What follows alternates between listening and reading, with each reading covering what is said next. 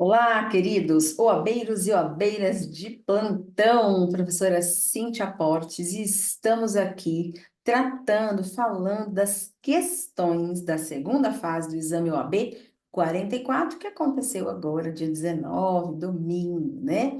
Já falamos da primeira questão, vamos começar agora a segunda questão cobrada de vocês, direito civil neste exame. E aí, pessoal, como é que vocês têm ido, hein? Espero que vocês tenham, assim, tido muito sucesso, viu? Eu tô achando que aqui o time civil vai ter boas aprovações, hein? Tô nessa torcida por vocês, tá bom? Vamos lá para a questão 2, pessoal. A questão 2 trouxe para nós, então, o contrato de seguro, né? E as intervenções de terceiro, que sempre aparece nas provas da FGV, né? Então vamos lá, olha, ela dizia que a Maria, ela realizou um contrato de seguro para seu carro, então um seguro de dano, né? Com a sociedade empresária ABC, que incluía cobertura eventuais danos ao carro e a terceiros. 6 meses após a celebração do contrato, e estando com todos os valores adimplidos, a Maria atropelou a Joana. E a Joana, em razão desse acidente, ficou 3 meses sem poder trabalhar, porque ela era manicure. Sem renda, a Joana entrou com uma ação de responsabilidade civil contra quem? Contra a Maria, que estava comovida com a situação dela e pensou: eu vou fazer um acordo com a Joana. Eu vou pagar a indenização e depois eu informo e depois eu cobro o segurador. Será que isso é possível, né? Aí, na dúvida, então, a Joana procurou você, advogado, advogada, para assessorá-la. E aí a pergunta que vem: você, doutor, doutora, você orientaria a Maria a formalizar o acordo com a Joana sem a expressa anuência da seguradora? Aqui já tinha que ligar, né? Uma pulguinha atrás da orelha. Por quê? Porque se ela vai responsabilizar-se sem a seguradora, ela poderia depois promover ação de regresso? Tinha que ficar pensando nisso, né? E vejam só, o que a gente tem que encontrar aqui sempre, professora, eu não lembrava de jeito nenhum onde está essa questão do seguro. Pessoal, a gente vai no índice fazer o quê, né? Os contratos estão lá no Código Civil. Então, se você não lembra o artigo e tá tudo bem, ainda mais no dia ali nervosos, vão para o índice contrato de seguro. Dentro do Código Civil, nós vamos ter lá, então, a previsão do contrato de seguro e temos lá do seguro de dano. E claro que vocês têm, que eu sempre falo aqui, leiam os artigos que compõem aquele capítulo. E no 787, temos que no seguro de responsabilidade civil, o segurador garante o pagamento de perdas e danos devidos pelo segurado a terceiro. Ótimo, tá aqui.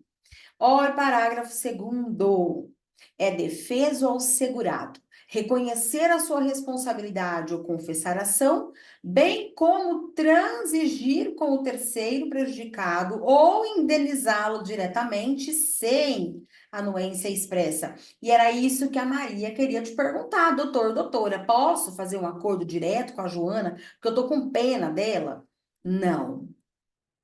Como advogado, orientaria a Maria que ela não pode fazer o termo de acordo ou pagamento da indenização diretamente, sem anuência expressa do segurador, por força do que consta justamente no artigo 787, parágrafo 2º, de que é defeso a ela assim proceder, tá bom, pessoal? Então, aqui tinha que achar mesmo dentro dos contratos, também que é um tema muito recorrente, o contrato de seguro, seguro de dano, e ali nós tínhamos essa limitação. Então, a Maria não poderia fazer esse termo de acordo sozinha, indenizar, para depois pensar em falar para a seguradora o que tinha acontecido e pedir o reembolso, tá bom? E aí, a segunda questão da letra da questão 2, a letra B, vinha falando da intervenção de terceiro, e ela foi bem direta. Diante dessa situação, é possível que Maria possa se valer de alguma forma de intervenção de terceiro? E aqui é aquela clássica questão, né, da intervenção de terceiro envolvendo a seguradora. A intervenção de terceiro, a gente tem que pensar naquelas duas palavrinhas mágicas, evicção e regresso, né? E foi justamente o que a FGV cobrou de você aqui, tá? Nós temos no artigo 125, então, no capítulo da intervenção de terceiros, que se você tivesse esquecido, bota no índice e procure, né? Vai falar da admissibilidade, da denunciação da lide, né? Essa seria a forma de intervenção de terceiros. Então, Maria poderia utilizar-se da intervenção de terceiros, denunciação da lide, de acordo com o artigo 125, inciso 2º, aquele que estiver obrigado por lei ou pelo contrato a indenizar em ação regressiva o prejuízo de quem for vencido no processo. Essa é a clássica intervenção de terceiros que eles cobram da seguradora, né? Que efetivamente teria que, em ação de regresso, reembolsar aí o segurado, tá bom, pessoal? Então, seria essa intervenção. A professora FGV colocou outros artigos e até uma súmula que poderia fundamentar e colocou. Artigo 125, inciso 2º, ou artigo 787, parágrafo 3º do Código Civil. Vejam lá o parágrafo 3º. Intentada ação contra o segurado dará este ciência da lide ao segurador, né? E o enunciado falava que a Maria falou: ah, depois eu dou ciência, né? Depois eu comunico. E não era assim, né? Tinha que comunicar ao segurador. A súmula 537, que eles usaram ali como ou, né? Quem fundamentou na súmula, encontrou no VAD, diz que em ação de reparação de danos, a seguradora denunciada, se aceitar a denunciação ou contestar pedido do autor, poderá ser condenada direta e solidariamente junto com o segurado ao pagamento da indenização devida à vítima. Nossa, pessoal, acho que eu desliguei meu microfone, que fica atrapalhada, né?